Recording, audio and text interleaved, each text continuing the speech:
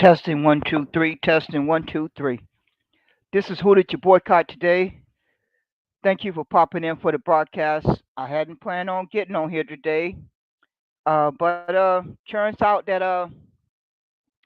I decided to pop into a Twitter space by the Hard Black Truth. I want to give a special shout out to the lady by the name of Providence, the intronaut. Special shout out to this lady because she peeped the game when she went on stage and came off the microphone. I think a lot of you folks need to take out a recording when you go into these rooms and start talking and play it back and listen to yourself. You really need to think about doing that. You really may want to think about doing that because that lady peeped that game real fast. And you folks don't realize how much you tell on yourself. You run around talking about a word unity, but you cannot have unity when you have opposing viewpoints and perspectives and what type of outcome do you want. Now, you may say the words out of your mouth, but your actions speak louder than your word, the word unity. Don't forget about that little part. Don't forget about that little detail because you are going to tell on yourself. Eventually, you are going to tell on yourself, and then the person who have heard you say unity out of your mouth constantly, they're going to know that they've been listening to a bald faced liar. Like I've been saying, a lot of you folks have drank the Kool Aid of the land of milk and honey, America. You came to America for the land of milk and honey and a better opportunity and to better your life. But your allegiance are with your nation. No matter how far away you go, your allegiance are always going to lie with your nation that you came from. You see how that works? You see how that works counter to unity. Because if persons don't have the same perspective and viewpoint, they don't have no unity. So if your unity is to your nation that you came from, and my unity is to my ancestors, whose blood, sweat, and tears and bones are buried in the sand beneath my feet. That's where my allegiance are. See, I don't have any confusion. But if your family members are buried somewhere where else, or your bloodline goes back to some other nation, that's where your allegiance aligns with. That's where your allegiance aligns with. And so folks in the hard black truth room today, they was like cheering on America's demise. They were they were trying to say all the right words. They were trying to say all the right words, but they were cheering on America's demise. All because of these uh, taf, tar, terrorists. I think they what they call that word terrorists that Donald Trump had put on Canada and Mexico and I guess China. I remember when I was taking my accounting degree back in 2000.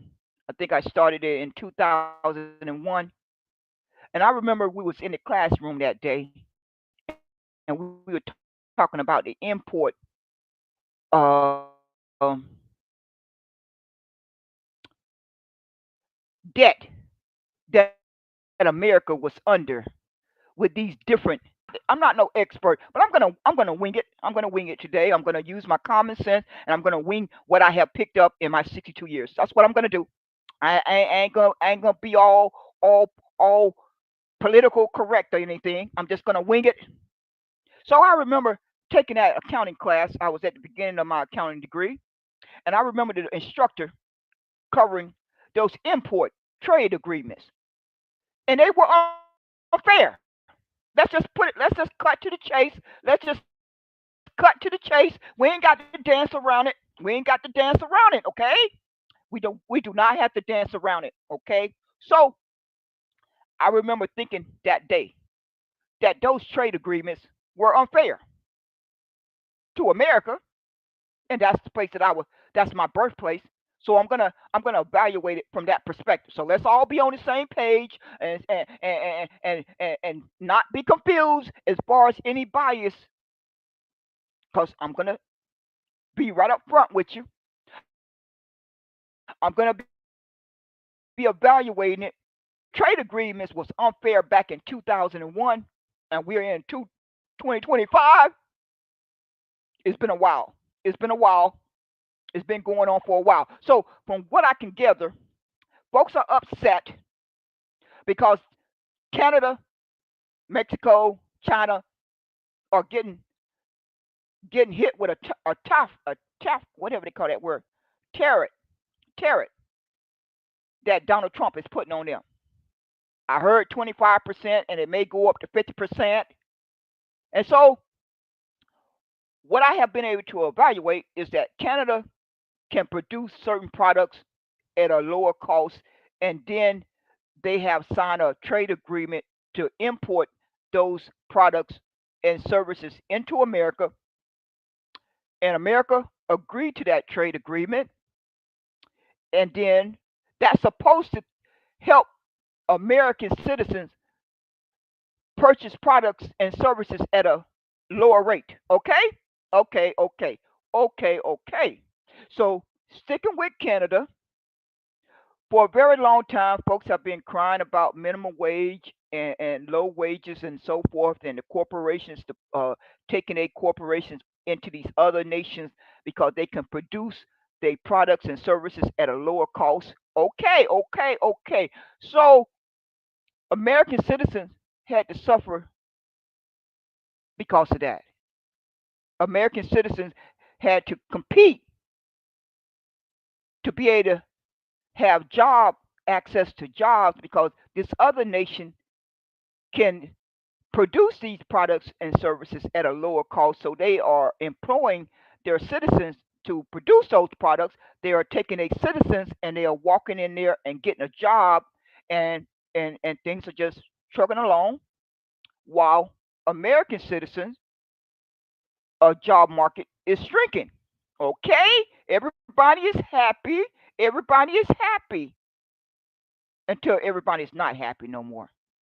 See, everybody is happy until everybody is not happy no more. So I don't agree with Donald Trump on a lot of things, and I don't know if what he's trying right now is going to work out. But I'm going to just use my own fair, critical valuation. Just that if Donald Trump wants the trade agreement to be fair to American citizens more, I can't sit up here and be against that unless I don't care about my own well being and I don't care about the sacrifice that my ancestors put into the landmass America. Their bones are buried in the sand. Their bones, sweat, and tears are buried in the sand. And so that's my top priority. That's my top priority. That whatever agreement that folks want to make with Germany and Russia and China and India and Canada and Mexico, it's got to be fair, fair and balanced. And I don't think it's been that way. And I think folks are getting bent out of shape all of a sudden. And so yeah, in the short run, American citizens are more than likely going to have to bite the bullet. They're going to suffer. Or do you want to keep on letting it be unfair? This is the option in front of you. Do you want to keep on letting it be unfair and these other nations have the ability to produce these products and services at a lower cost, and they get an opportunity to also have a sustaining economy for their citizens to be productive human beings in, and so they are more concerned about their citizens. That's their priority. Well, what is wrong with America being concerned about their citizens? Did folks forget about that part? Did they forget about that part? So getting back to where I left off at, so American citizens are going to have to pay a higher cost But if you're thinking about the next generation and if you're thinking about trying to correct things to a more fair and balanced way, there's going to be some pain in that transition. Okay, that's just common sense. That's just common sense. It's going to be some pain. Folks may have to pay a little bit higher electric bills, gas prices, food costs, on and on and on and on and on and on to try to balance it, to put it back into to balance. What's wrong with if China and Canada don't want to make that trade agreement more fair and balanced? Then America would start producing those products and services on their own landmass again, and they will bring the cost down for their citizens. You see how that work? You see how that work? You see how that work? So American citizens are going to have to put the bill at the beginning to get a better outcome down the road. It may be in the short term. It may in the short term. In the short term, they may have to bite the bullet. But in the middle or down the road, they're gonna reap the benefit because if these other nations want to bring their products into America, they're gonna have to come to agreement of a fair and balanced trade agreement, or they can take their products somewhere else. But see, the good thing about America, America is a market of consumers. See how that work? America is a market of consumers. Consumers, and everybody want a piece of that market. Each one of these nations want a piece of that market. They want a piece of those other markets from those citizens and those other markets. Oh, they want that too. But they do want America consumer market too. They want to sell to them. They want to sell their products and services to American citizens because they are consumer market, and they want to be able to do that. And I think what Donald Trump is saying, you're going to have to make it more fair and balanced. You're just going to have to make it more fair and balanced, or I'm going to keep on tacking on those tariffs. With that word tariff, I don't know why I can't pronounce that darn word. Let me give it a try. Tariffs, tariffs, tarf, tariff, tariffs. Y'all know what I'm talking about.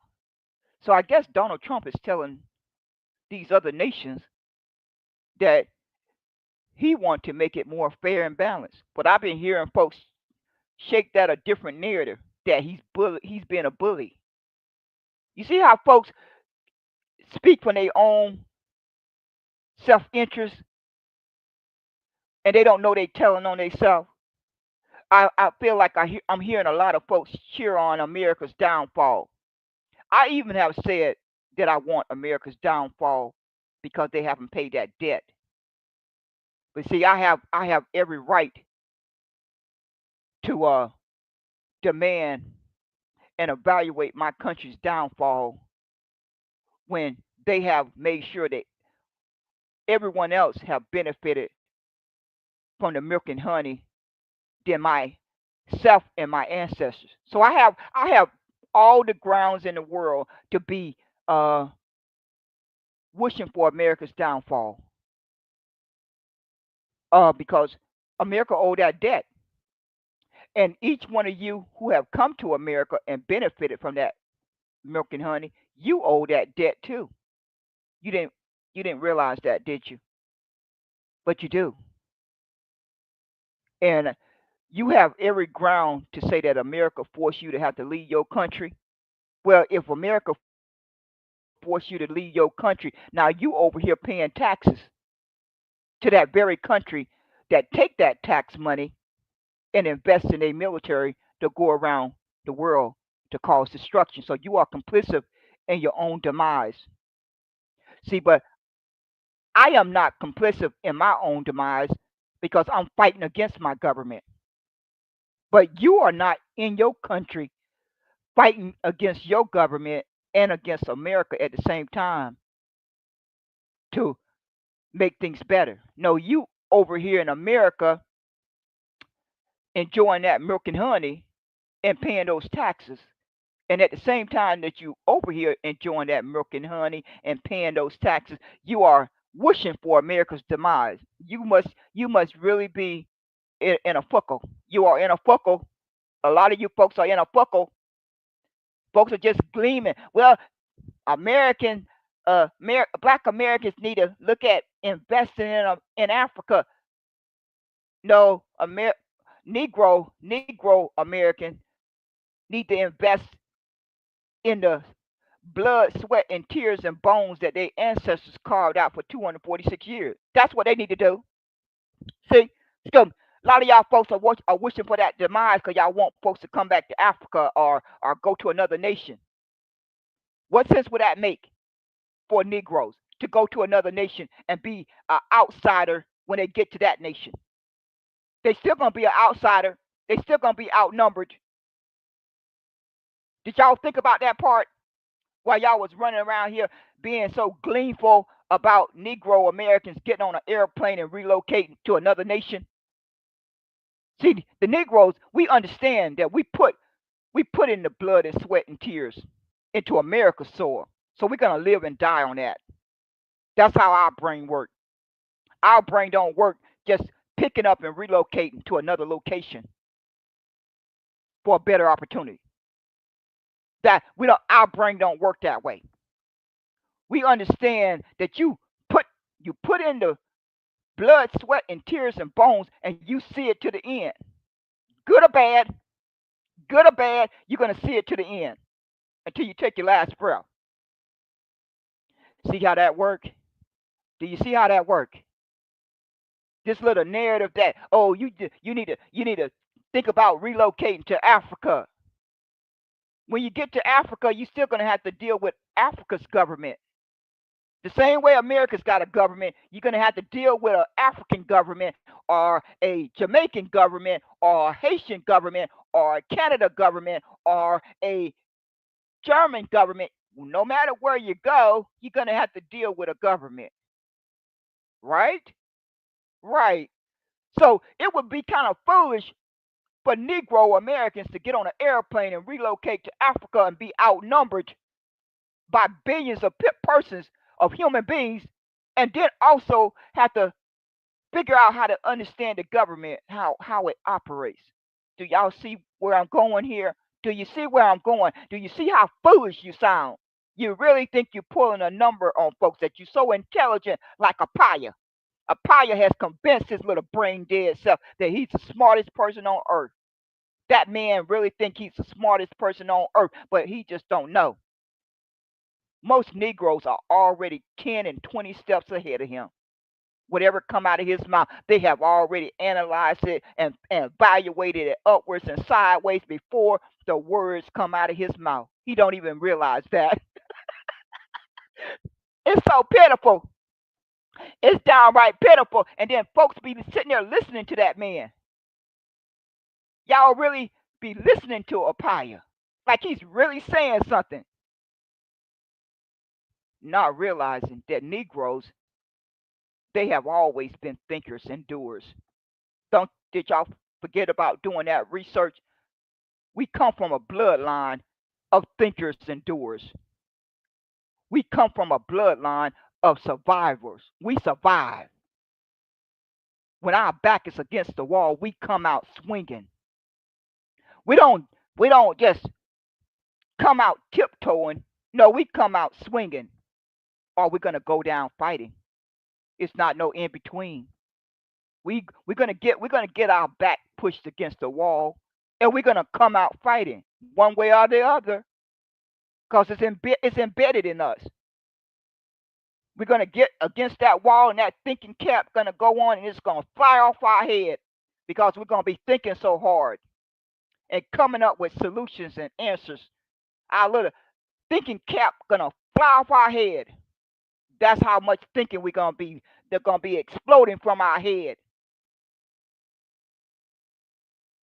But no, folks are gleaming and happy and hoping for America's demise. They are so gleaming and happy and celebrating. They already don't order all the party supplies. They have already put in a order for their party supplies to celebrate. Don't celebrate too soon. Don't celebrate too soon. I know Donald Trump and Elon Musk are doing a lot of evil things to my ancestors' history. Yeah, they doing that. They doing that, and they're gonna get what's coming to them. But I'm not gonna sit up here and listen to immigrants be so gleeful of America's demise, because that's my ancestors' America. That's my ancestors' America that you are gleefully overjoyed for the demise of. And you haven't put in the blood, sweat, and tears and bones that they put in. They put in the bones, sweat, and tears and death and murder. You haven't put in that much stock. You have not put in that kind of stock. So you don't have the right to come to another, have your feet on another's landmass, on that very landmass, and wish its demise. Now, if you in your own country wishing America's demise, it would be a whole different story. But your 2 feet are on America's landmass, and you are wishing for America's demise. And you have a whole nother nation. You belong to a whole nother nation. Your allegiance is to a whole nother nation. You see how that just not gonna fly? You see how that's not gonna fly? And I think now I'm starting to, because see, I've always come on these broadcasts and say I'm gonna speak from a unbiased perspective as much as humanly possible. I am going to do that. I despise Donald Trump. I despise him. I cannot measure that uh, in width, but I despise the man. I despise most of these pink people and pale people. But my fight is for the ancestors, the Negro ancestors who put in the blood, sweat, and tears and bones for 246 years. When your family bloodline has put in 246 years, then maybe we can sit down and have a conversation at the table. But until your bloodline has put in 246 years into this landmass, then there's no need for us to have a conversation. There's no reason for us to have a conversation. There's no reason for us to unify, because we got opposing viewpoints. We have opposing perspectives. They don't align. And you folks thought you was gonna bamboozle folks because of their skin color. We just all need to unify because of our skin color. You thought you were really fooling folks, didn't you? You didn't. You maybe have fooled a few folks, but the bulk of us, you didn't fool us 1 second. You didn't fool us 1 second with this fake unity. All your interest is to come over here and drain all the benefit you can from America, and then go back to your nation and invest in your nation, which that's the natural thing that every human being possesses. But you're not going to sit in my face and wish the demise of my birthplace. Do you not comprehend that? Because I'm who did you boycott is not on an app wishing the demise of Jamaica. I'm not doing that. I'm not going into Twitter spaces and gleaming and happy and overjoyed for Jamaica demise. I'm not doing that. I'm not getting on a Twitter app and going into a social media room and wishing the demise of Haiti. I'm not doing that. I'm not getting on a Twitter app day after day and wishing the demise of Ethiopian or Africa. But I hear that from each one of you almost every day. Y'all need to push that recording button and listen to yourself. You really need to listen to yourself real fast. You need to listen to yourself. You think I'm gonna be wanting to unify with you when you are wishing the demise of my birthplace? I'm supposed to be so happy to rub elbows with you and unify with you. I must be really mentally handicapped if I agree to that. I would literally have to be mentally handicapped to agree to that. You're going to tell me to my face that you want my birthplace to be to suffer the demise, and that good old China or Russia or some other nation overthrow my birthplace. And I'm supposed to be happy about that. Y'all folks have lost y'all full mind. Now I kind of understand what Donald Trump was saying when he said a lot of you immigrants are combated to the America's existence. While you over here eating up the benefits and the milk and honey, at the same time that you're doing that, you're wishing America's demise. You are combating. You are an enemy opposition. And you don't even realize how much you tell on yourself. Y'all literally get on a public app and tell on yourself. I don't know why you don't realize that. So you folks gonna have to prove your allegiance. Cause these demon people, they love their America. That's the other one.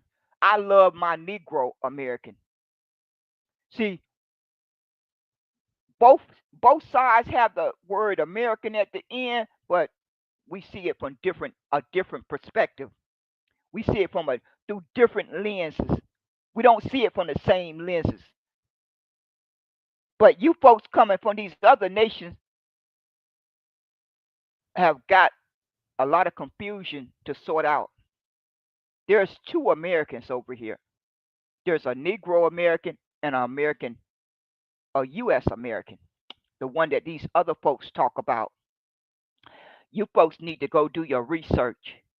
L.B. Johnson said it's two nations in America, a Negro nation and an American nation. I belong to the Negro nation. Go do that. Go search for that famous speech by L.B. Johnson. It'll pop up in the search result, and he told the world there's two nations in America. One is called the Negro nation, and the other one is called the American nation. But those folks in the hard black truth room today, they told on themselves. No telling how many folks were recording that you may just get a knock at the door. You just may get a knock at the door, or you may get that pink slip letting you know that you've been let go from your job. No telling what these folks may decide to do with their intelligence. They they are constantly gathering intelligence and recording everything that we say. They are constantly recording everything that we say. See, I have every right to voice my objection and my feelings against my country because my 2 feet are planted on the soil of my birthplace. I'm not in someone else's nation talking against their nation. So I have every right to state without stuttering what my nation is doing to me to harm me. Because my 2 feet are planted on the soil and landmass of my birthplace. It's a whole different ball game when each of you immigrants come from another nation and is talking against and wishing for the demise of America. Because you are a you are a definitely a threat. You are an enemy threat. Don't you realize that when you're talking in these rooms, while they recording every word that you're saying? You do realize that, don't you? See, I worked in telecommunications in the military, and they gather all of this intelligence. Every little word that's coming out your mouth, they gather in that intelligence. They need to identify who It's an enemy combat person. What they call that word? Enemy uh, opposition. They need to identify those persons and they need to get them up out the paint because you are behind their lines. They don't. They're not gonna feel comfortable with you being behind their lines of their nation. Why would they be happy with that? Apaya. Why would America be happy with you sitting in your living room comfortably wishing for America's demise and go on with your merry life? They're going to more than likely want to get you up out the country. They're going to more than likely want to get your behind up out the country because you pose a threat. Don't you know that? Aren't you aware of that fact? While you sitting on a public app bragging about where you can go, they just may help you get there a lot quicker than you had planned for. You may just get that knock at the door by the FBI at any day now. You just may get that knock. Cause I'm gonna say again, these folks care. They love their America, just like you love your nation. Just like somebody who birthplaces in Jamaica, they love their Jamaica. Just like somebody whose birthplace is Haiti, they love their Haiti. Just like someone born in Germany, oh, they love their nation. Just like someone born in Africa, they love their Africa. The enemy that who did you boycott have and that my ancestors suffered from, that other America, uh, those folks, they love their America. And like all of us can evaluate fairly, all of us love our birthplace. We love our birthplace. We love our bloodline. We love our ancestors and the sacrifice that they made that came before us. And we want to make the sacrifice for the next generation. And so a lot of folks are going to be crying over these tariffs that Donald Trump has implemented. But me personally, let me get a drink. Me personally, I hope that it makes the trade agreements fair.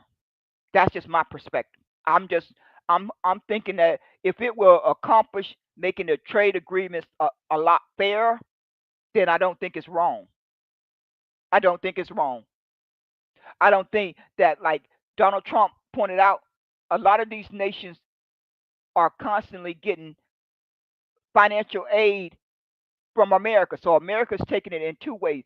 The America's job market is being shrunk by these other nations being able to produce these products and services. So the American citizens are taking the the pain of that.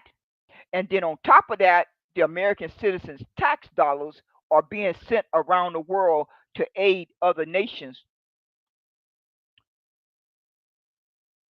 while American citizens' debt ceiling is growing, while American citizens' trade debt is growing. So America's taking it in many different ways.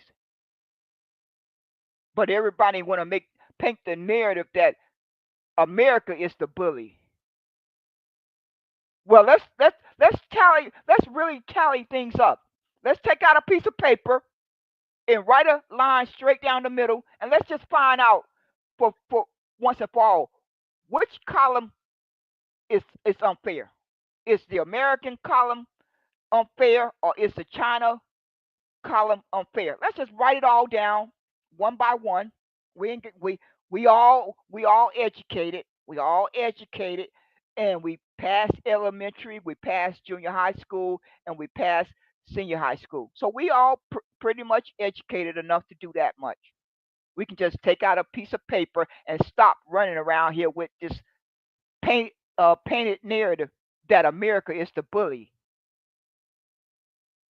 No, I think everybody needs to hold their little nuts. What they call that word. All nations need to hold their little nuts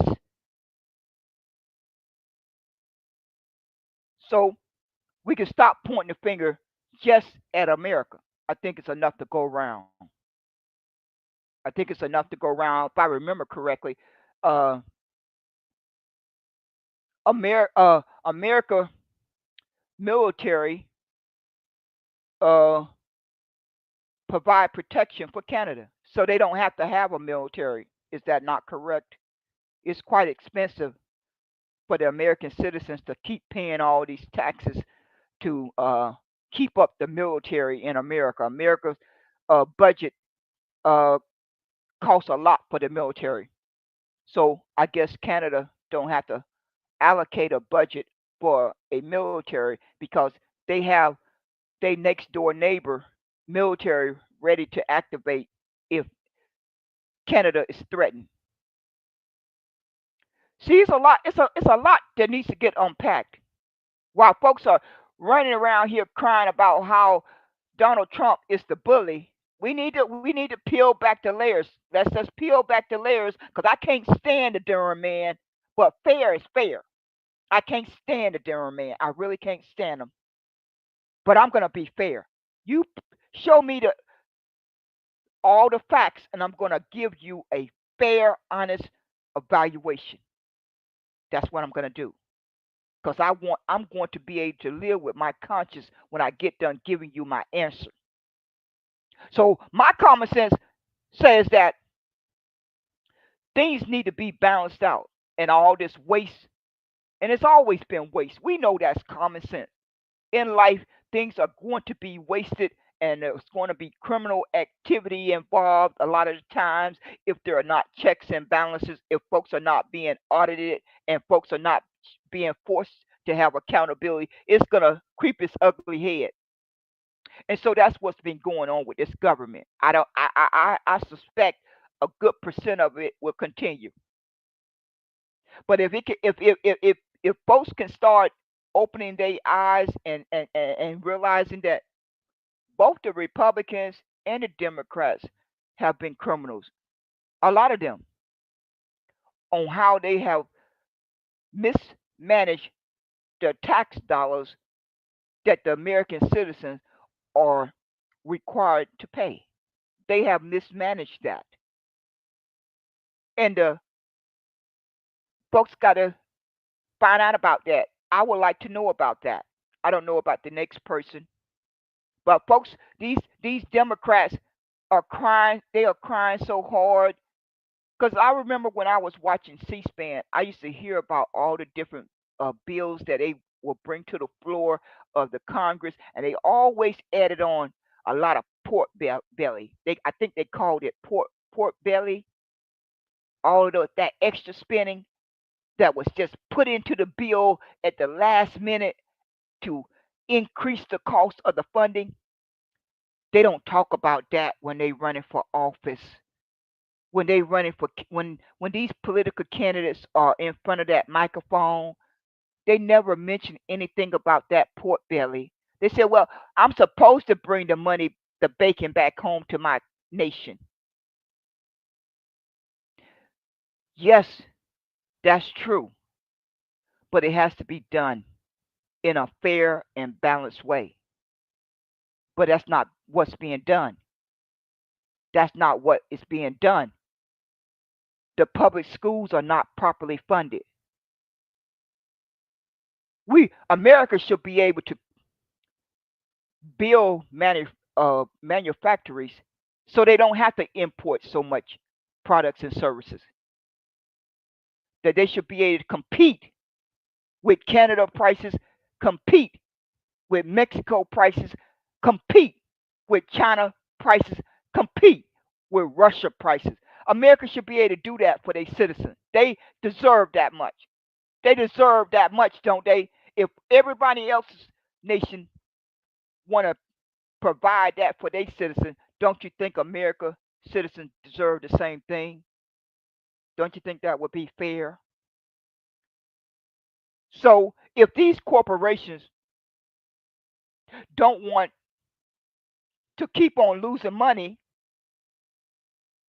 with their corporations in these other nations, then a hard decision is going to have to be made.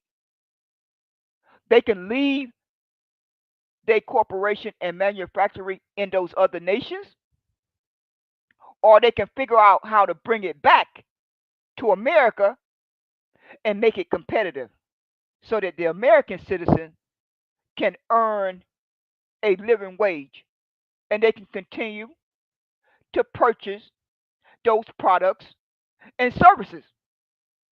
Right? Don't that seem fair? Don't that seem fair?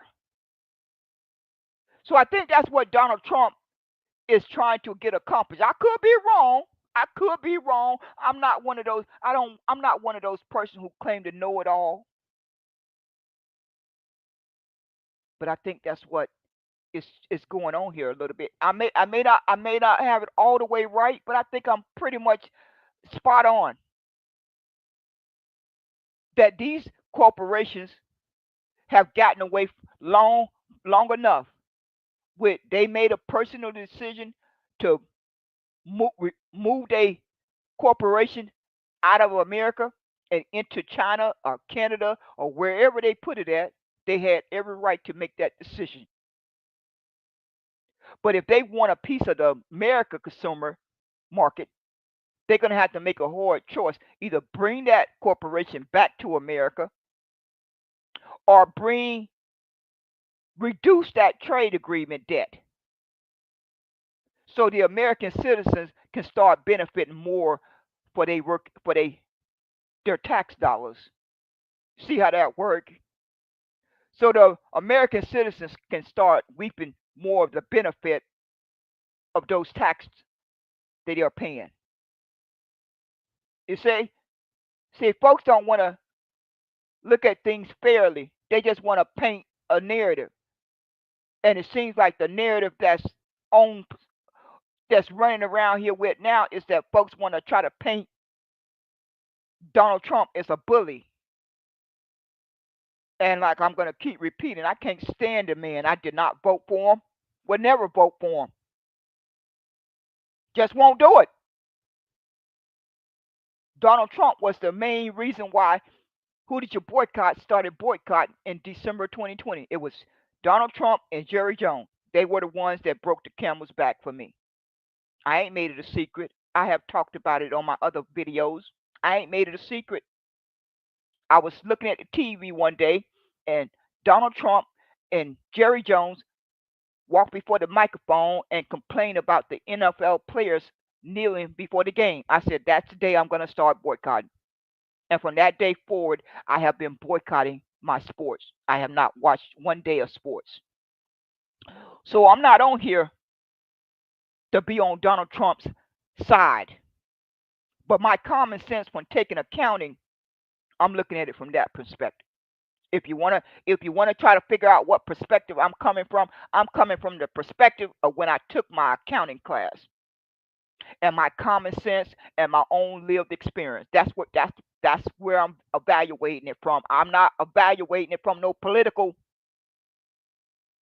mumbo jumbo because I clearly know that political process is crooked. So I hope that Negroes decide to start becoming more self-reliant. If that means developing supply lines to Canada, developing supply lines to Africa, then do that.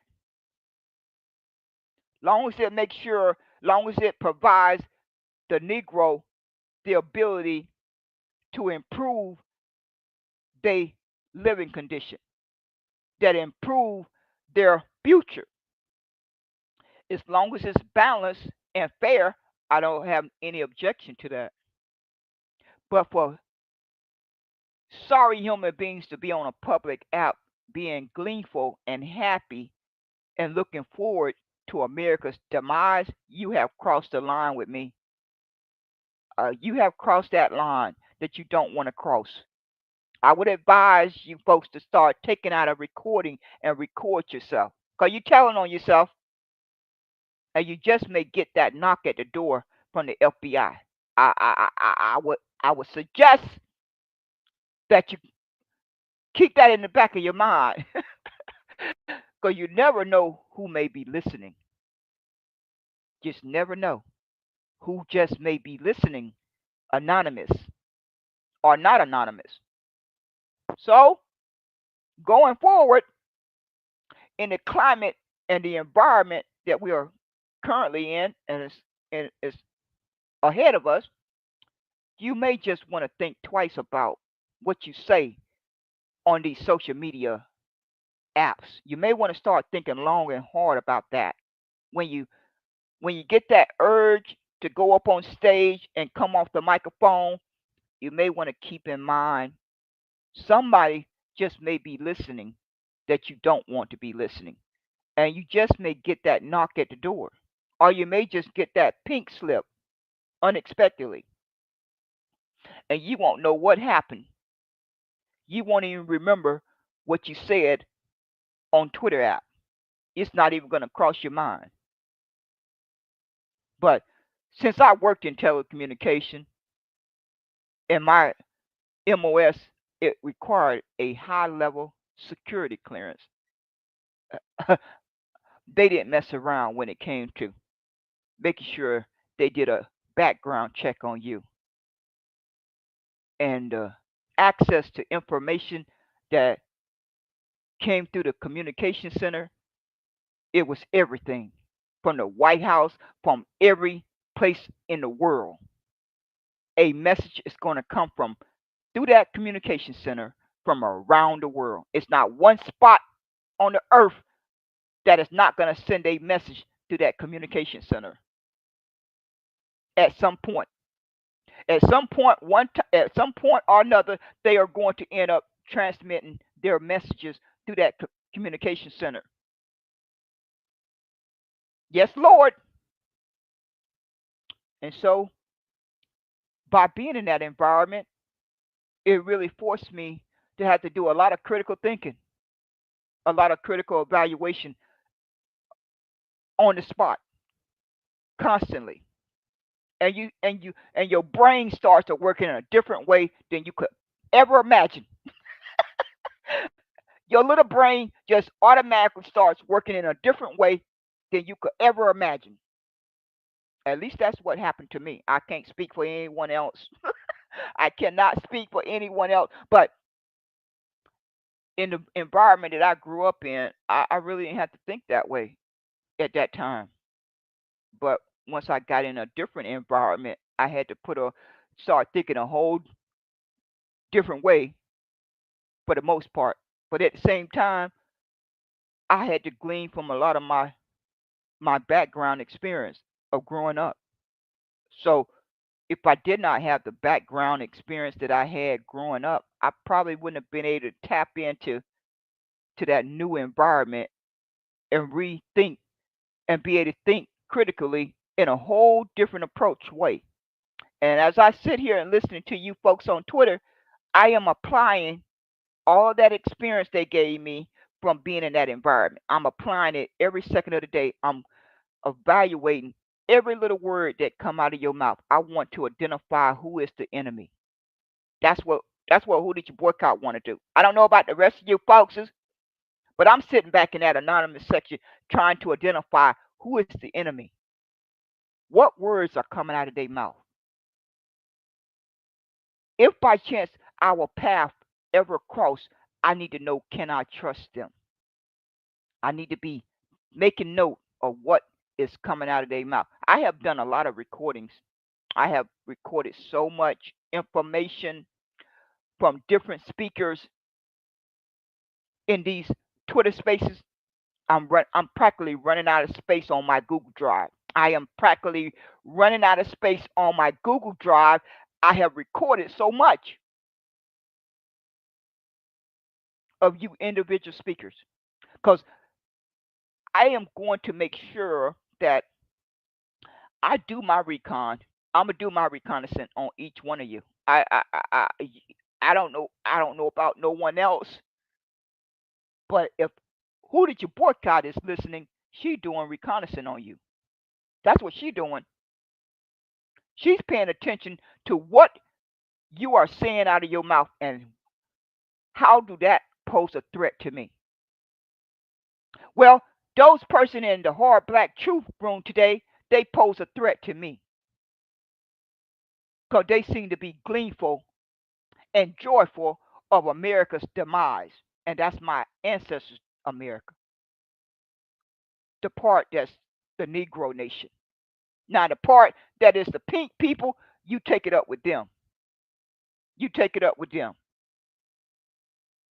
But who did you boycott today is going to fight and die for her Negro ancestors, Negro American. That's what she's going to do. That's what she's been doing. She have not survived this long if she didn't understand how important that was to fight for. She would not have survived this long if she did not understand that. If I did not understand that, I would not have survived this long without the blessings of the good Lord and putting on my thinking cap at all times and evaluating all of those persons around me at all times. What are they saying?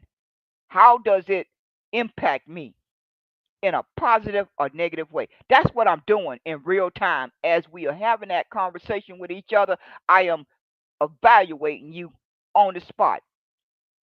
I've always done that from the time I was in junior high school and high school. I was doing it. Oh, I'm sitting there having a pleasant conversation with uh, uh someone in school, and I'm just sitting back there. My little brain is the wheels are churning in my little brain, and I'm just evaluating that person's character and everything and how they move. How does that person move? Who do they hang around? Who do they associate with? What do they say out of their mouth? I'm evaluating all of that because it could at some point pose a threat to me. And so I have to make that evaluation and make a mental note of it. If if that person end up constantly being around me, I need to understand all of that about that person. I need to have all of that mentally filed away.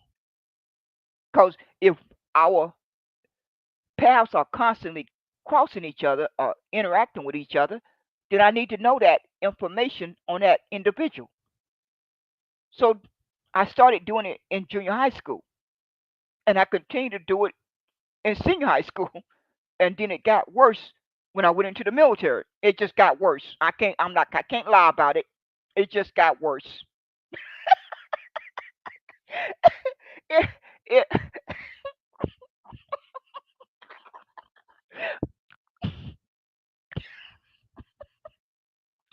okay, I apologize. I apologize. But it did. It got worse. And and I had to own that. I had to own it. I know it's unfortunate, but that's what took place. And so I decided I had to pop on here and talk about these sorry human beings because they really think they're getting away with something. They really think they're pulling the wool over on folks. You never know who may be listening, who can see right through your BS. Just keep that in mind. You never know who may be listening, and they can see right through your BS. You may be fooling those folks in that room, and they don't call it out, but just keep in mind those persons who may be listening in the anonymous section, and they are sitting back doing a critical evaluation of what you are saying out of your mouth. And don't forget about the counterintelligence folks. They may be listening too. The counterintelligent folks may be listening too, and they just may pay you a visit and knock on your door. Just keep that in mind, because who did you boycott certainly will not be stopping wishing for America's demise until my ancestors' debt is paid. That's not going to change. But I certainly will not be aligning with any person that is not from my nation, that is not from my nation. If you are not from my Negro ancestors' nation, I will not be aligning with you if you are wishing for my ancestors' nation demise. So you can choke on that word called unity. Because I knew you were going to expose yourself. I've been telling you, Pan Africans, that you will eventually expose yourself. The same thing applies to the Germans and the Irish and the Italians and the Chinese and the Japanese and the Latinos and the Mexicans and the Jamaicans, the Haitians, the Bahamas, the Ethiopians, y'all folks. I've been saying that all along, and y'all called me a liar. Folks who have opposing viewpoints and opposing objectives cannot align with each other just because they have the same skin color. Folks coming from Ethiopian are not going to have the same viewpoint and objective that who did you boycott have? Because we come from two different nations. So our alignment will not be the same. Because who did you boycott will not get on a public app and want and wish for Ethiopian demise. You're not going to pay me to do that.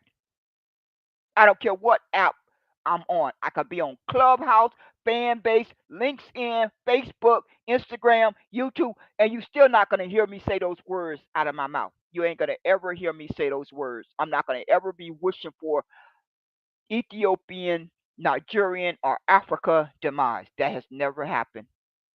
But in the last 3 years, I can't count the number of times I heard that come out of immigrants' mouth. But then they are the first persons to claim that we are in the wrong. You want me to align with you and help you wish for my own nation demise, all because you primarily want me to come back to Africa, all because you primarily want me to be Pan African. Do you think I'm crazy? Do you think I'm going to work with you for my own demise? I am going to purposely work with you for my own demise. I already have a nation that has spent 400 years genociding me and causing me suffering and murder, but I'm supposed to leap over to your side because you are hoping for my demise in a different way. Does that make sense? Does that make logical sense? Can anyone answer that for me? Does that make logical sense? I already have a lifetime enemy. That's America. I don't need to add on another one.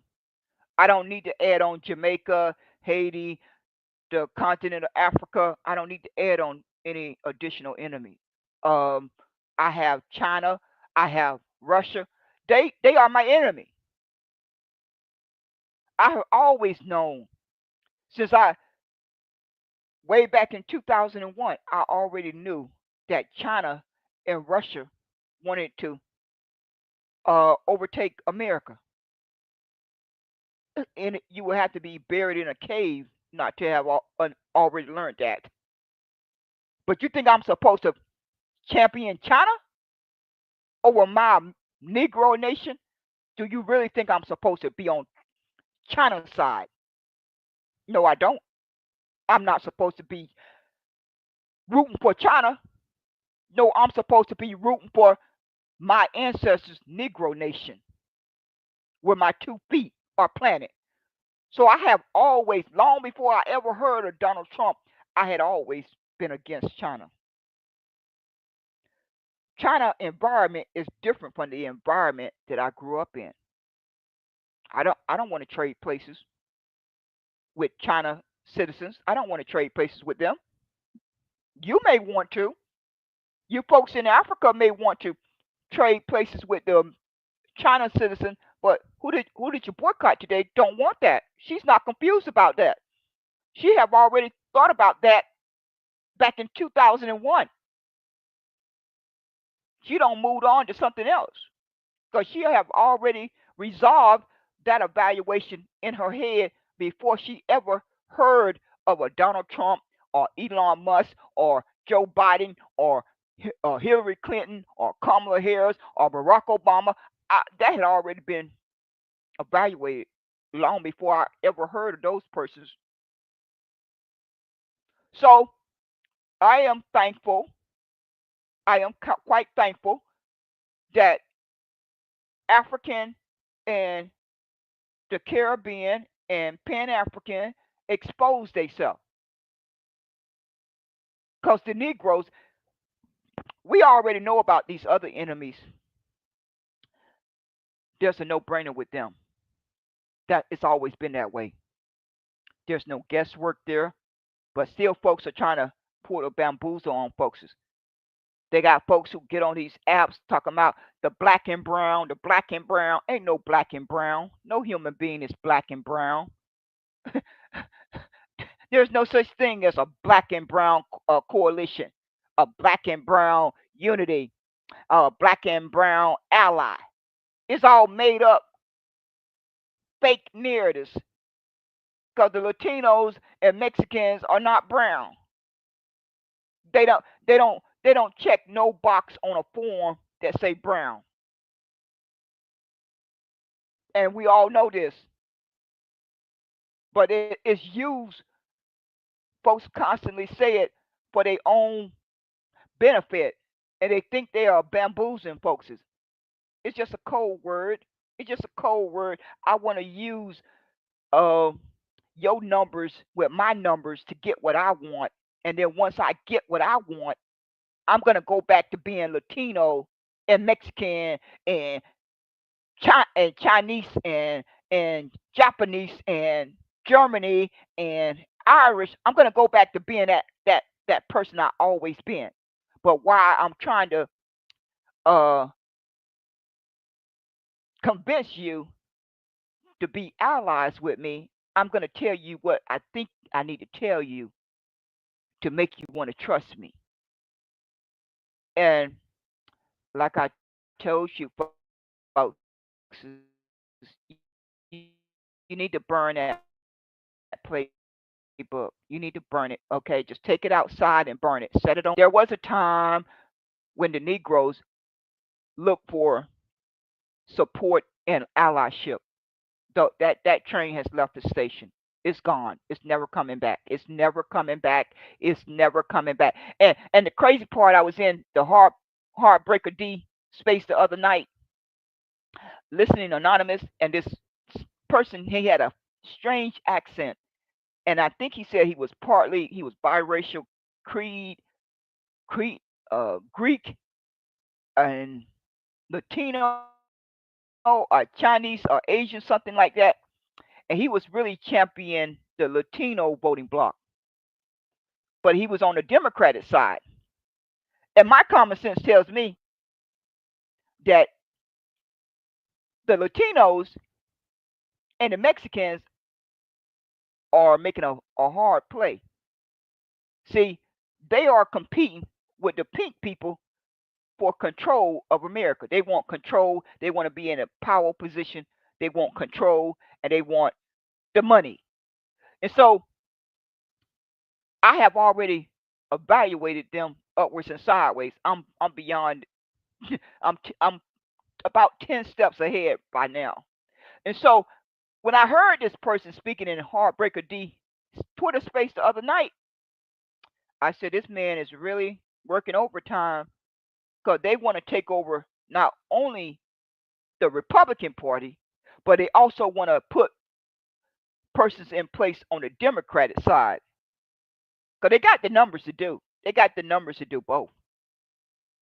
They got the numbers. If they don't have the numbers, they're laying the groundwork for it to take place in the next 5 to 10 years. You see how they playing they position on the chessboard. They already don't send out millions to already start having a conversation and popping into these Twitter spaces with you folks and said, "Come on over here. We need to be allies with each other. We just need to come on over here and gather together and sit down and have the conversation and be allies with each other. And a lot of folks gonna fall for it. A lot of folks are gonna fall for it, especially the Democrats, because the Republicans and the Asians and the Latinos and the Mexicans have already locked down a voting bloc in 2020. Now, those Latinos and Mexicans who are part of that voting bloc are the ones who are part of the high income level. Now, the one who was in Heartbreaker D room, he gonna represent the ones who don't fit into that bracket, and so they're gonna occupy both aisles of the politics. That's the play that they're working on. I have already thought about that a good long time ago because when I went out to Arizona in 2003, you could see the writing on the wall that the Latinos and the Mexicans were going to outnumber any population in America.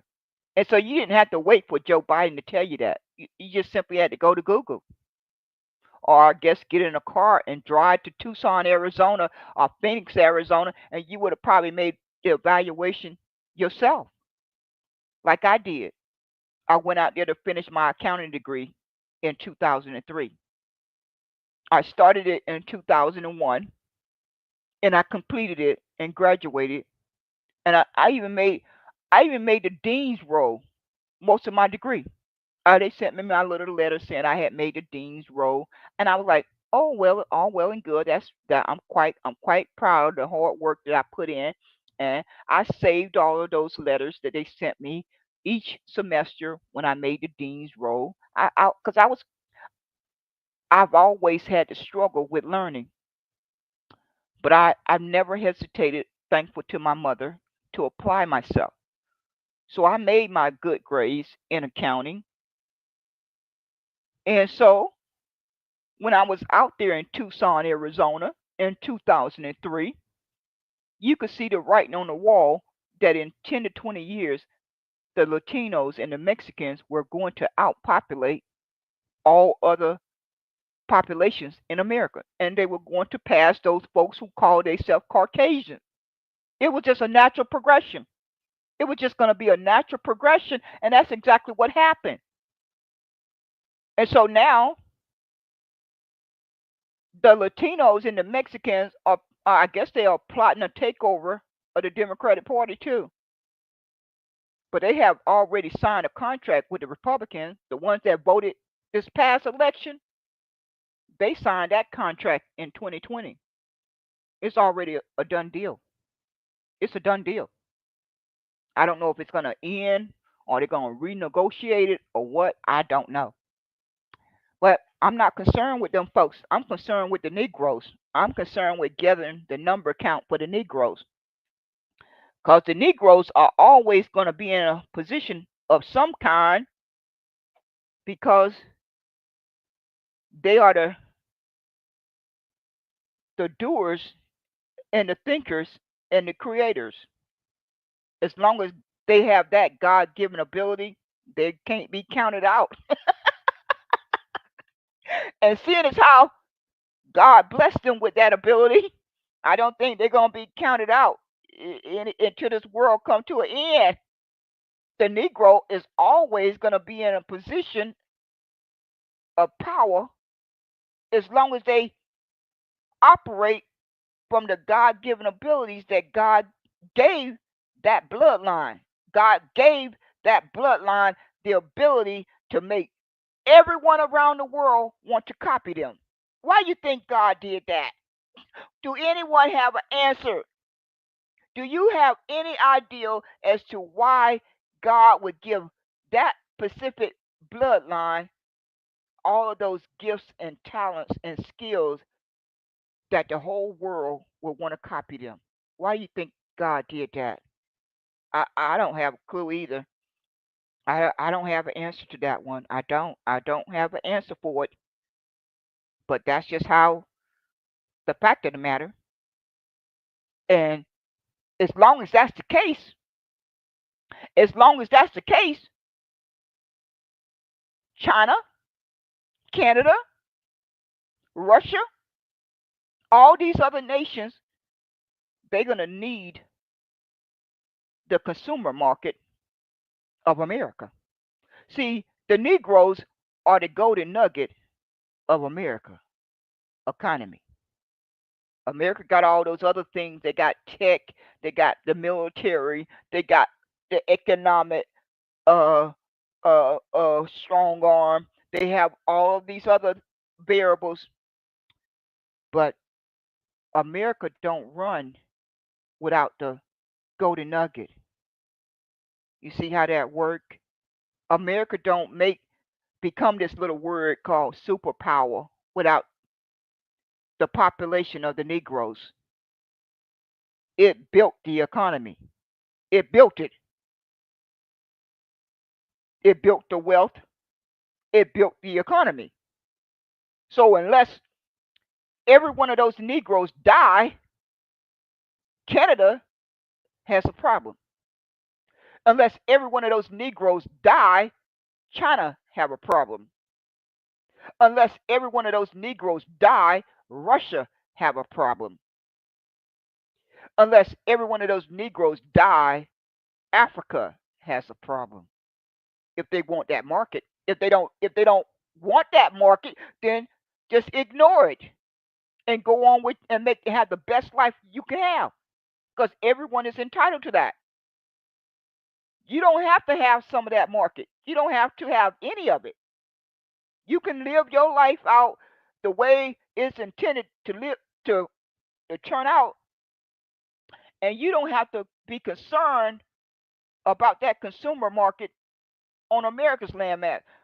Russia can continue to function however Russia wants to function. Canada can continue to function however Canada wants to function if they don't want any part of that Negro consumer market in America. They can forget it, they can ignore it. No one got a gun to their head and is forcing them to want to be a part of that market, to put their products and services into that market. No one is forcing them to want to do that.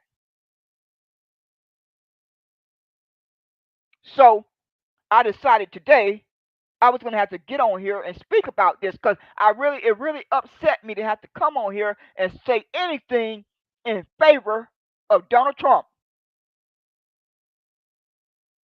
But based on what I can evaluate at this starting point, those tariffs that Donald Trump is putting on Canada and I hope Mexico and China, they deserve to be put on because the trade agreements should be fair and balanced. If they are not fair and balanced, then let the chips fall where they may. Just simply let the chips fall where they may. And I'm tired of hearing you adults running around here crying and trying to paint a different narrative. It's a America is being a bully.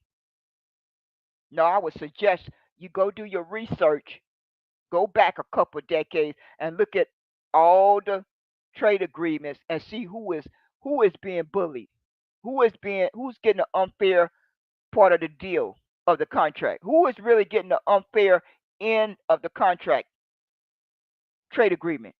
I think that's what Donald Trump mentioned. I can't stand agreeing with the dang subpar human being, but if those words came out of his mouth, I'm not gonna sit there and lie to myself.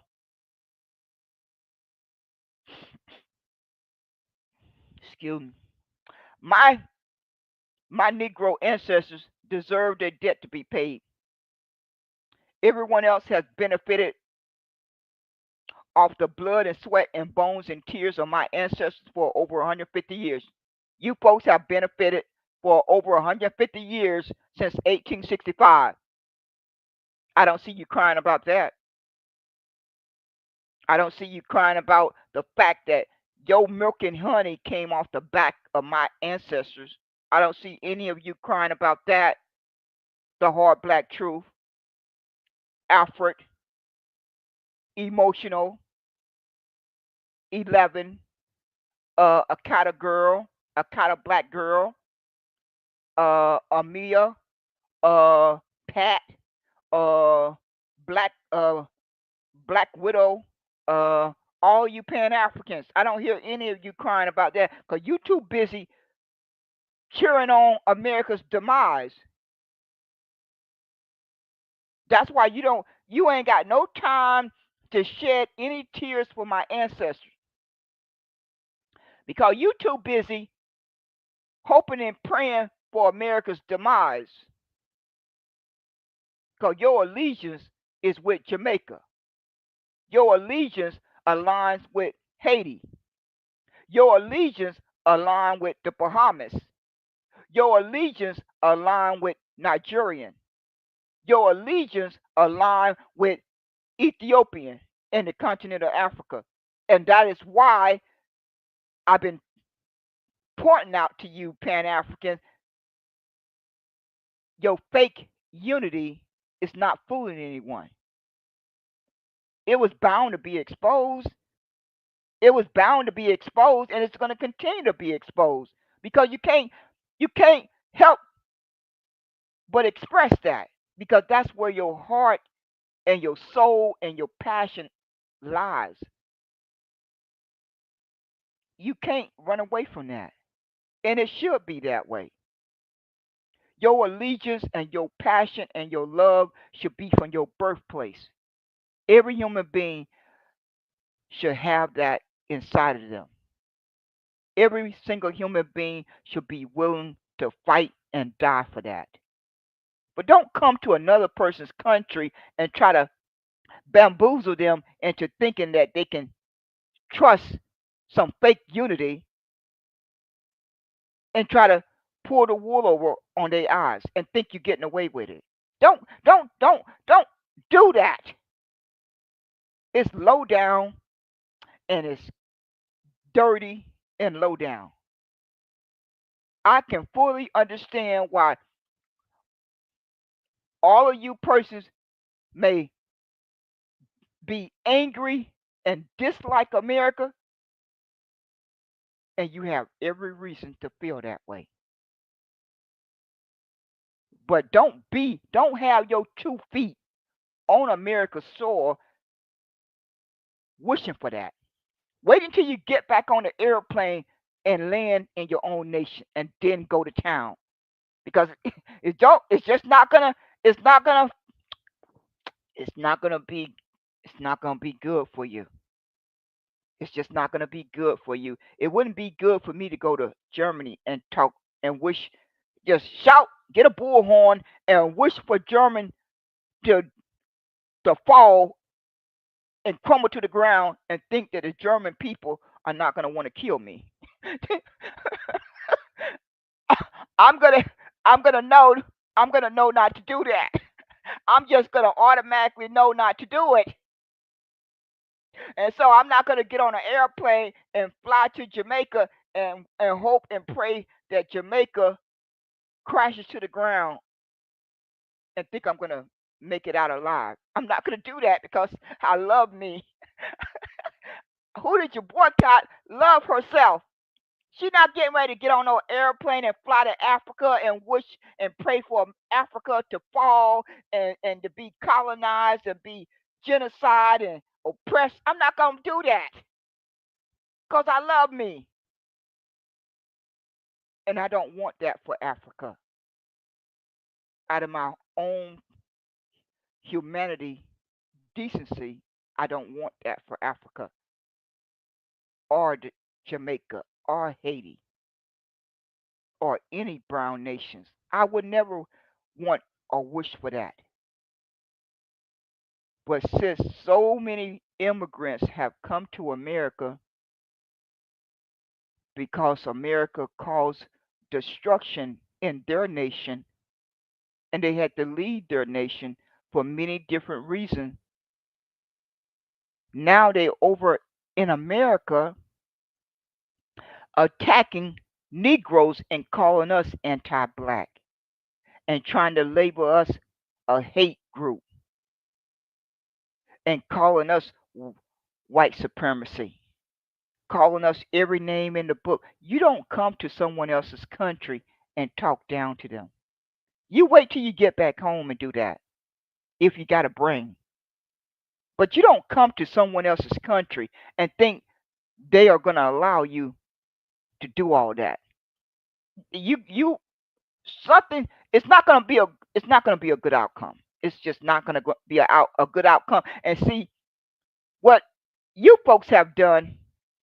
You have made it almost virtually impossible for anyone who claim America's landmass, their birthplace, to ever want to trust or to align with you in any kind of way. Because you've been doing this for decades now. It wasn't as bad in 1980 and 1990 and maybe right around 2000. But now folks don't have a couple of decades of listening to this, and they're not going to want to trust you. A lot of folks are just not going to want to trust you. Now, some folks who have had good relationships, have made connections, they are going to continue to move forward. But for all you fake Pan Africans that talk out of both sides of your mouth, you can forget about it. You can really forget about it. And now that things are getting hot in the kitchen, now folks want to unify.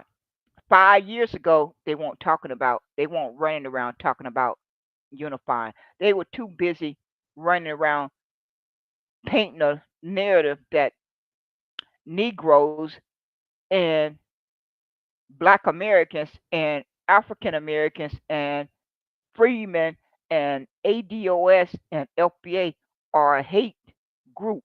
A hate group. You were too busy doing that. Do you think all of that disappeared when you woke up this morning and was talking all nice? Y'all talking all nice all of a sudden. Y'all talking all nice, except for one person, one that brain dead human being. He was so quick to try to paint the narrative that Ellis had lied. You can't have you can't have honest conversations with folks who just looking for opportunity to try to point you out as lying. So he said, "Well, I did my research while you were talking." And the man made it very clear when he first started talking that he was just giving a rough estimate of an example. It wasn't factual, that he had not checked the data, but he was just doing a rough estimate.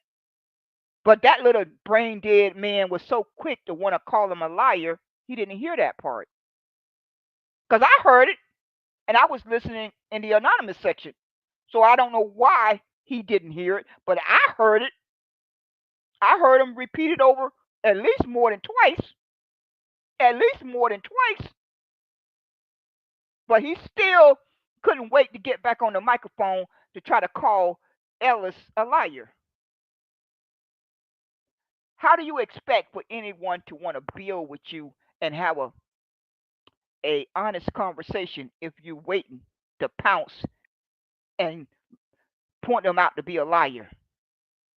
But I can tell you right now, the Negroes are going to be okay.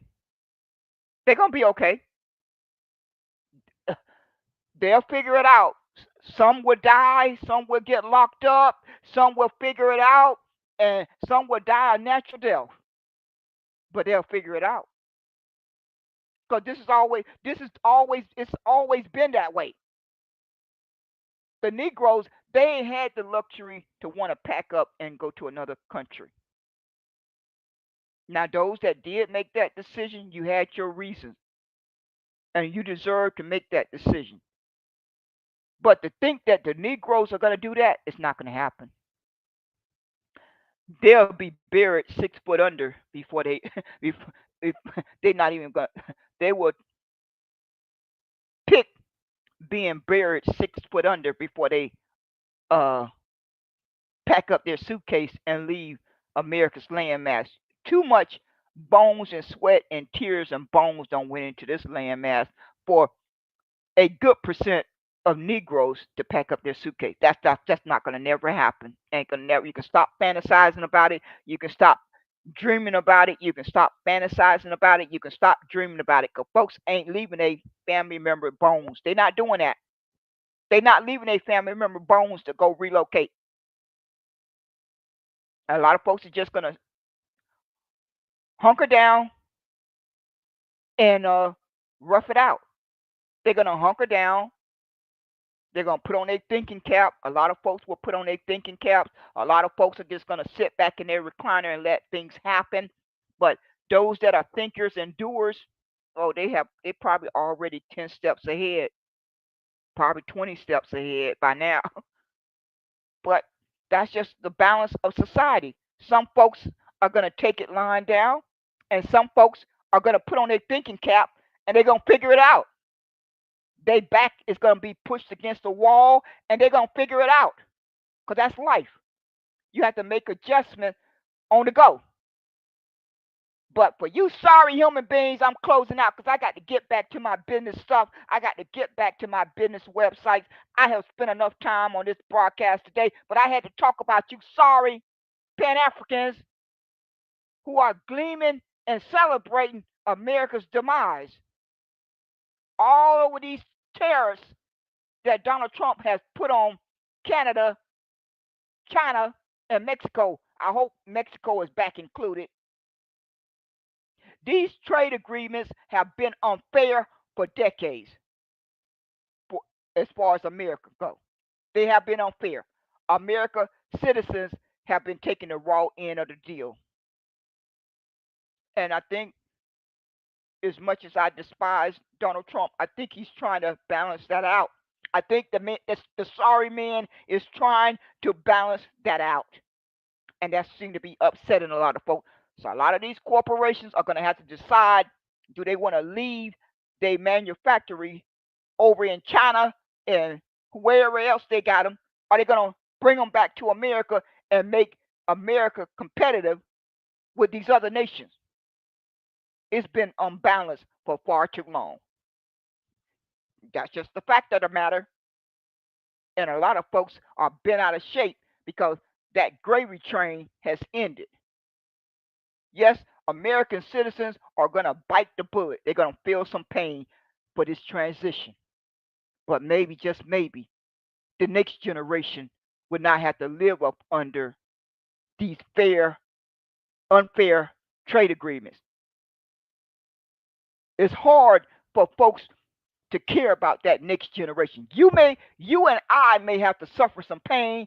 You and I may have to die for the change, but the next generation will reap the benefit.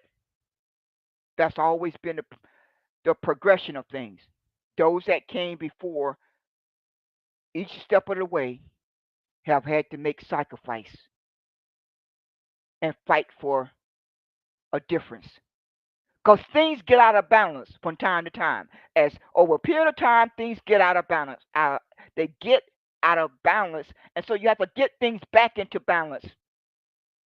And so American citizens are going to feel the pain. But if the middle and the outcome produces a fair, balanced system, why cry about it? So the choice is leave the fair, unfair trade agreements in place as they stand right now, where American citizens are taking a short end. They lose. They have a shrink job market. They pay. They they are paying taxes on the increased trade import debt. Because, like I told you, I learned about this import debt back in accounting in 2001. It was large then. I don't know what it's at right now, but I remember my instructor explaining to the classroom how unfair the trade agreement between America and China was, and that we had a large trade debt with them. Well, that seems unfair to me. So the American citizens are paying for that. The American citizens are losing, are dealing with a shrinking job market. Uh, American citizens' tax dollars are paying for a lot of nations' aid, supplementing aid to these different nations. So we're getting a short end of that deal. And probably other ways that my little brain can't think of. My little brain only know about those couple things, but those smarter than me know it better. So I don't want to hear you adults trying to run around here and paint a narrative that America and Donald Trump is trying to be a bully. I want you to take out that piece of paper and put a line straight down the middle and put everything column by column, every bit of information, every bit of facts, and then see who been getting the short end of the deal. Has it been Canada? The trade agreements between America and China? Get that piece of paper out and have a column for each side. Now, like I said, don't forget about the America military provides protection for Canada, so they don't have to fund a military. It costs a lot of money to fund a military. It costs the taxpayer citizens of America are paying for that that military budget with their blood, sweat, and tears. They are paying for it. I no one in Canada is crying about that, but these sorry Pan Africans are in the hard black truth room bragging about America's demise. Uh, uh, uh, uh, uh, I got to bust I got to bust your bubble.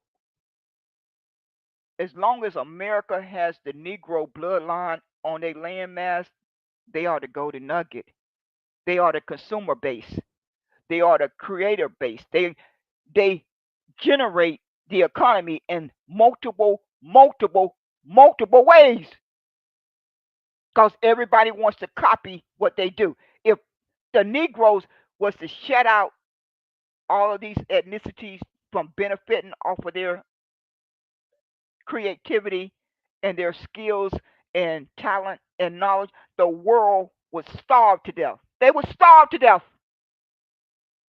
And we just may be headed that way.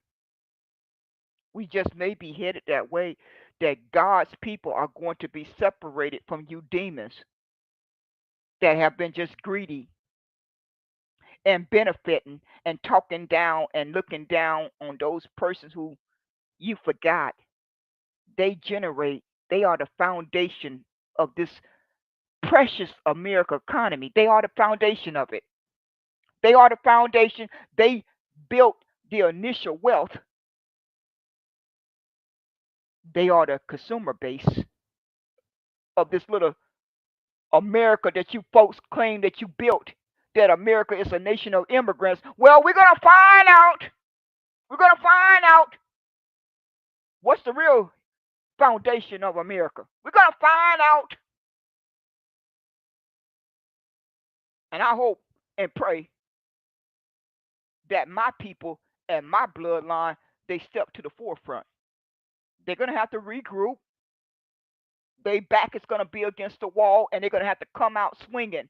But they're going to figure it out. They're going to figure it out because it's embedded in them. They have always had to do it. They'll figure it out. They may stumble a little bit coming out the gate, but they'll figure it out. They'll get back on their feet and they'll figure it out because it's a natural thing.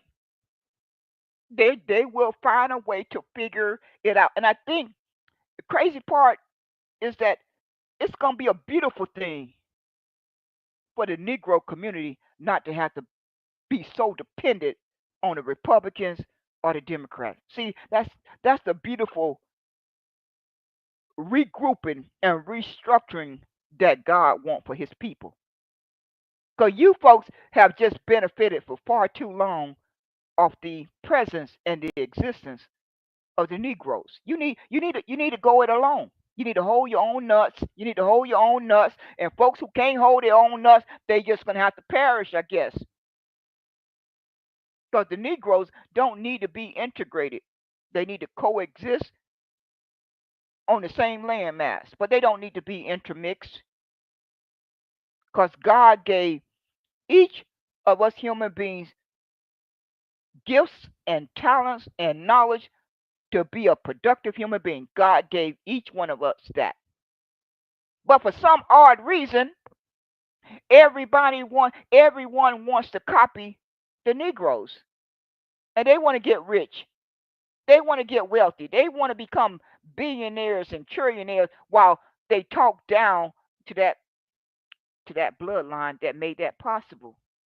Well, I think in a weird sort of way, what Donald Trump and Elon Musk is doing is going to end up backfiring in some ways, and it's going to end up making a lot of folks have to put on that thinking cap and understand that it's been a hindrance, it's been a harm to depend on the government so much. And now they're going to go back into their thinking bank and learn how to depend on their own God given abilities. And they're going to remove their dependence on the Republican Party, on the Democratic Party. And you see, it's going to be a better life. It's going to be a happier life. It's going to be a more productive life. It's going to be so overjoyed. It's going to be too much to bear. But in the meantime, in the short run, it's going to be a lot of pain. It's going to be a lot of pain and death. But hopefully, by the grace of God, that next generation will have a brighter future. They'll have a brighter future, and it'll be a more of a solid foundation for them to have a productive life. I think that's how Who Did You Boycott evaluated. I could be wrong. I certainly can be wrong, but one thing I'm not wrong about, no immigrant is going to come to America and wish and be happy and overjoyed that my Negro ancestors nation wish for their demise and wish for it to fall to the ground, to crash to the ground. Now, if you have put bones and sweat and tears into the soil like Who Did You Boycott, I have every right to wish for America's demise because my ancestors, they put in the equity sweat of bones and sweat and tears and murder and genocide. And I have put in my share in my 62 years. So I have every right to be with my 2 feet on America's landmass and to demand that my country's demise take place if they don't pay that debt. But someone coming from another nation don't have that same right because you haven't put it in the equity. You haven't put it in the sweat equity or the bones and sweat and tears equity. You haven't put in that. Until you have put in 246 years of equity, keep your mouth closed or get on an airplane and fly back to your nation where your allegiance lies. That's where your allegiance are. That's where your passion is. That's where your love is. Get on an airplane and fly back to that nation because you are an enemy combating. You are an enemy combatant, and you pose a threat to my existence. You are over in America benefiting while at the same time wishing for its demise. Don't you see that's counter that's two opposing forces. One force want to benefit from the money and the opportunity for a better life, and the other one is wishing for it to be destroyed, to be crumbled to the ground. That's two opposing viewpoints. Excuse me. It's two opposing forces. So, like I said, you need to get on an airplane and get back to your nation because you have every right to be angry with America. The same way Who did you boycott have every right to be angry with China and Russia and any nation that go against my Negro nation that my ancestors carved out. We each of us are speaking from our vantage point of our birthplace. If your birth, if your bloodline is Germany, then you're gonna fight and die for Germany. If your bloodline is Jamaica, you're gonna fight and die for Jamaica. Well, who did you boycott? Bloodline is the Negro nation. So naturally, who did you boycott is gonna fight and die for this nation, and we are all right. But when folks want it, want their cake and ice cream too, that's when things get off the rails. When folks want to try to have their cake and ice cream, that's when things get off the rails. And that's when folks start throwing this word around that America is bullying all these other nations. Let's just let's just evaluate it fairly. As long as it's evaluated fairly, you are you are not going to get any disagreement from who did you boycott, because I've always lived my life that way. But this morning, I woke up to work on my business stuff, and I happened to pop into the Hard Black Truth Room, and I had to sit there and listen to all of those sorry human beings. They completely psyops. They are completely psyops. They 2 feet is planted in America, and they are completely psyops. They need to get on an airplane and go wherever they need to go because they just may get a knock at the door from the FBI. I'm being frankly honest with you. In this climate that we're in right now, I wouldn't be advisable for you to keep getting up on an app and being gleeful and overjoyed for America's demise if you come from another nation. I would kind of suggest that you don't do that because the counterintelligence is recording every word that come out of your mouth. They just may be knocking at your door at any time. They may just send you a pink slip out of the blue. I just wouldn't advise you to be doing that. I'm just giving my little 2 cents. I'm just putting in my little 2 cents. You can take it for what it's worth. You can take it for what it's worth. But I wouldn't be doing it if I was in your shoes. A pie, a pie, a pie. I wouldn't keep on running my mouth. I really wouldn't. But I can tell you this. For all you good old folks who was wishing for America's demise and that China overthrow America, that Russia overthrow America, that Canada overthrow America, that India overthrow America, I wouldn't hold my breath. I wouldn't hold my breath. I would not hold my breath. America has the golden nuggets on their landmass, the Negroes, that built America for 246 years. They America does a lot of evil, but America has the biggest consumer on their landmass, the Negro bloodline. They have the biggest creators and thinkers and doers on a landmass. They have a track record to prove it. So I wouldn't be getting too gun ho thinking that America is going to crumble. America is going to have to crumble by God's will, but not by any of our individual will. If that's what God intends to happen to America for not paying that debt, then that's what's going to happen. But you ungrateful human beings who are over here in America crying about what America has done to your nation, well, if if you feel so strongly about what America has done to destroy your nation, you should be boycotting America around the clock. Don't you think you should be doing that Don't you think you should have been doing that for 5 years, 10 years, 15 years? What you been doing with all this time?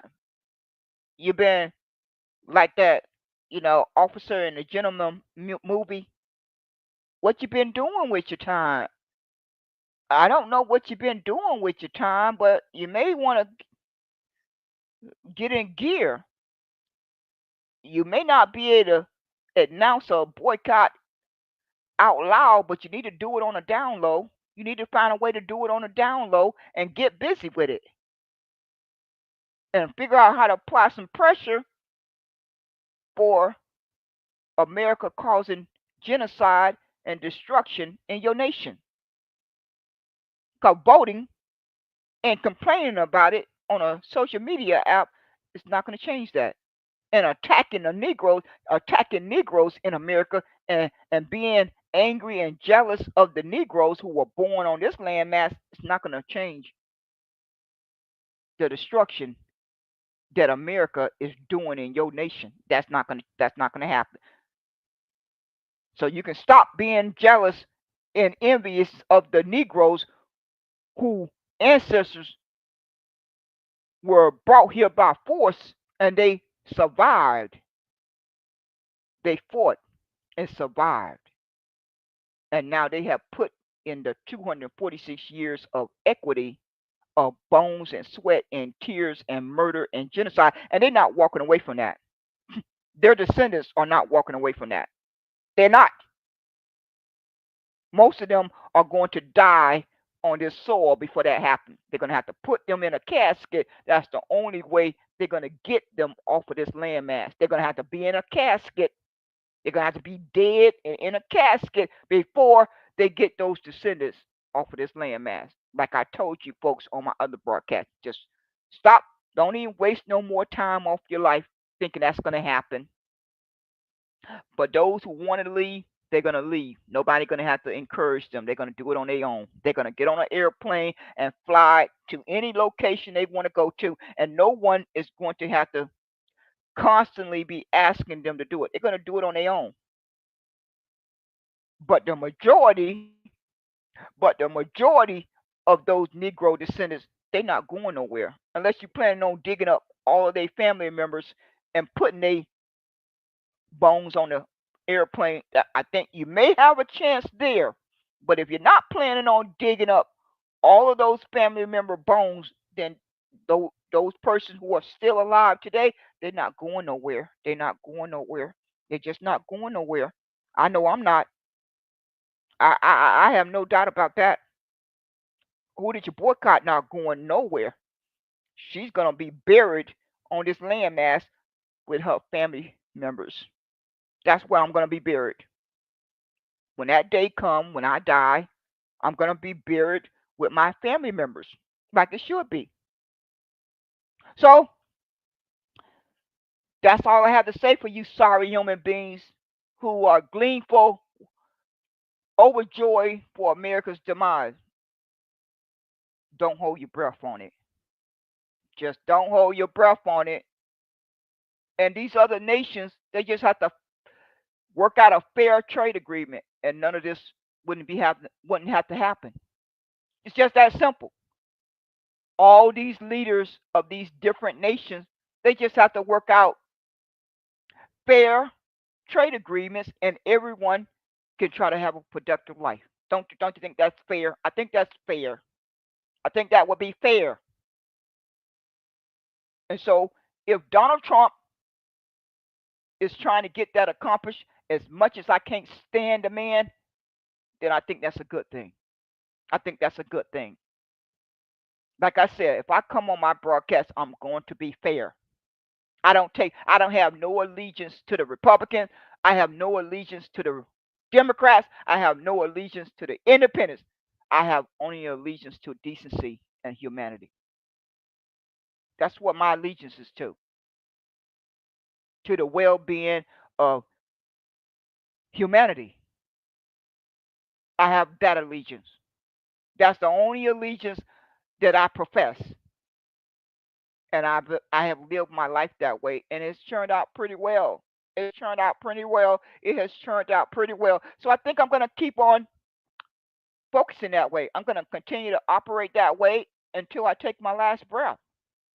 That's where my allegiance belong to try to make whatever amount of sacrifice that I need to make for the next generation, because those that came before me, they made the sacrifice. So who did you boycott could have a better life? And I did.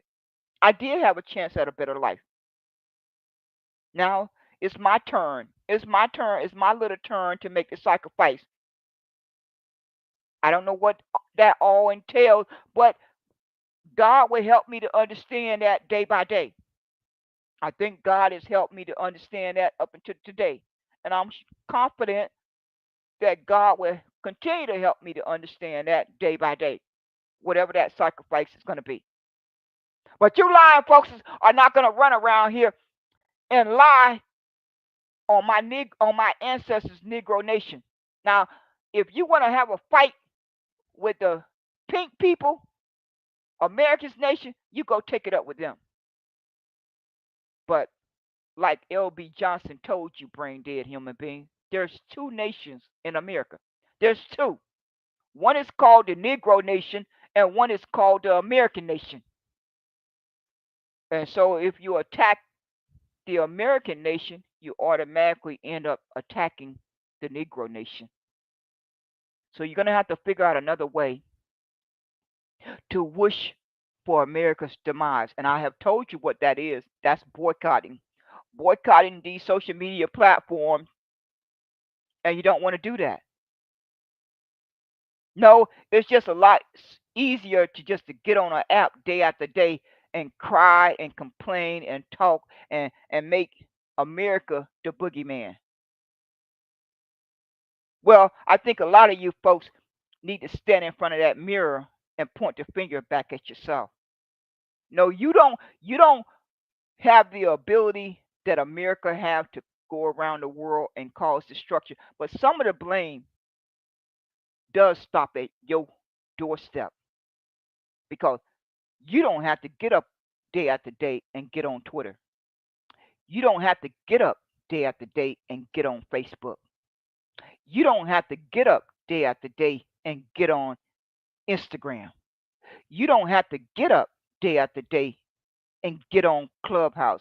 You don't have to get up day after day and get on YouTube. You don't have to get up day after day and get on TikTok. You make that personal choice to do that. And so that's your part of the blame. Instead, you could be boycotting and then force your enemy to meet your demands one way or the other. Either they're going to come to the table and negotiate your demands, or they're not. And then you know where you stand. But at least you have made the effort to apply enough pressure for that outcome. But you're not even willing to do that. You're just willing to get up day after day and complain and cry. And I ain't got time for that. I don't have time for you adults that want to do that. I have heard enough for 3 years. I have heard enough for 3 years for a lifetime. And I guess I have to combine all of that I have heard since from the time I was 18 years old, how I went around the world and folks just complain and complain and complain about America. And for the most part, a lot of what they said I could agree with. But at some point, folks got to take some of the blame. At some point, if your behind is in America paying taxes, then those taxes are going to the military that go around the world and cause genocide and cause wars and cause destruction. So don't you think some of that blame belongs to you, unless unless your 2 feet are planted in your own nation and you're not paying taxes, then you will have a leg to stand on. Then you will really have a leg to stand on. But since that's not the case, since your 2 feet is planted in America and your 2 feet is paying taxes because America can't fund anything without those taxes. America can't go do no war. They cannot fight one war without those taxes. That's just how it happens. It don't the money don't drop out the sky. The money don't drop out the sky. The money come from the citizens. Did America take that money and build a military and go around the world and send innocent men and women off to die? That's how it unfolds. Let's just all be honest about it. Let's just be honest about it. Let's just be honest about it, and then we can figure out how the citizens can force their individual governments to stop having all these wars. Then that would take some backbone. That would take some thinking. That's what we should be talking about. But no, it's a lot simpler just to get on a public app and keep pointing the finger at America while your behind is sitting in America in your living room, in your recliner, benefiting from the comfort of that. No, you don't get that luxury. You don't get that luxury until you get back on an airplane and fly away. Until you do that, you're just going to have to shut your mouth up. You're just going to have to shut it up because that's what Who Did You Boycott had to do when I was in Germany and I had my uniform on. I had to close. I had to sit there and take it when every time a person came up to me and told me I didn't I shouldn't be in their country. I didn't go off on them. I didn't tell them they were wrong. I just sat there with a straight face and took it. I can remember it like it was yesterday. I took it. Whether I was sitting on a bus, where I was in my car, out running my errands, or when I went to career, it was the same thing. I can't count the number of persons that came up to me very, very angry that America was in their country. See how that worked? But I kept my mouth closed. I had enough brain cells to know to keep my mouth closed. I I had enough brain cells. I'm quite sure I probably wanted to say something because Who Did You Boycott have a mouth on her, but she ain't crazy. Who Did You Boycott ain't crazy. One thing you can say about me, I'm not crazy. You couldn't have paid me to open my mouth and say something back to any of those persons because I'm not crazy. My mother didn't raise a crazy person. I kept my darn mouth closed. I kept my mouth closed. I was not going to open my mouth. I said, I'm just going to have to take it. And I took it. It didn't kill me. I wasn't happy about it. I was not happy about it, but I took it. See how that worked? Y'all have a good one. Who Did You Boycott today is going back to work. I hope you are having a good day and that you are safe and out of harm's way. Stay alert at all times and look out for one another. Put as much safety and protection around you and your loved ones at all times. I trust that the Heavenly Father will make sure that each one of us live out our days the way it's meant to be. Thank you again for taking time out your day to pop in for the broadcast. Okay, folks, that's it. Take care.